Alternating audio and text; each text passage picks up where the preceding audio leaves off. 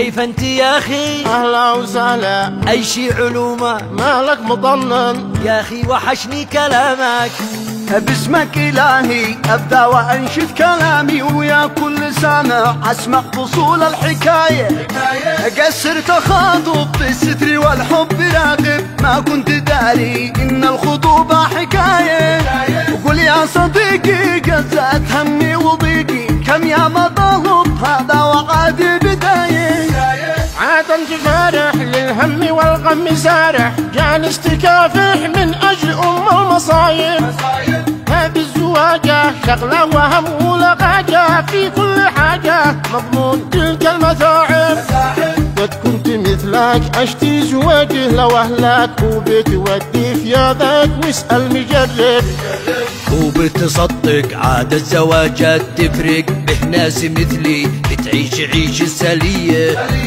ربي كرمني واخترت نعمة الشريكة، ما شفت فيها إلا الصفات الأصيلة. لو أنت ودفت هذه حكاية تخصك، أما حياتي من فضل ربي جميلة. اشتي خلاصة ما قدرت ما نصدق، لو تشرحوا لي وتقدموا لي نصايح. العرس قراب وانا مشتت وحاير، ليش انت ضابح وليش انت سالي وفرح؟ يا اخي تخيل غير الهموم والمشاكل. اعوذ بالله والخبث في بعض عمه.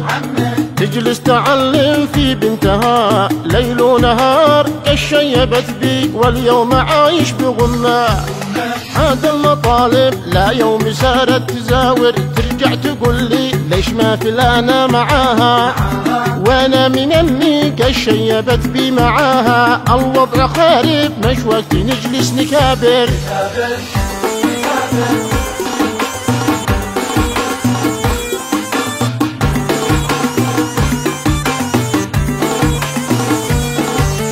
يما العروسة كوني لبنتك معينة، وعلميها في كل حياة تعينة. كلمة وطيبة طاعة بقدر استطاعة، تحمل همومه في كل لحظة وساعة. تبقى شريكة ترضيه في وقت ضيقة، للسعد والخير للعمر تبقى رفيقة. والزوج لازم باللطف يحني خصونه، يهتم فيها ويحطها في عيونه. الصدق معنا اشتي شريكة حياتي، تفهم وتعقل تصبر تراعي ظروفي. زوجة أصيلة بالود تملى حياتي، تحيا معايا في كل حلوة ومرة. وتكتر أهلي بالذات أمي وخواتي، ونكون أسرة ونعيش بين المسرة.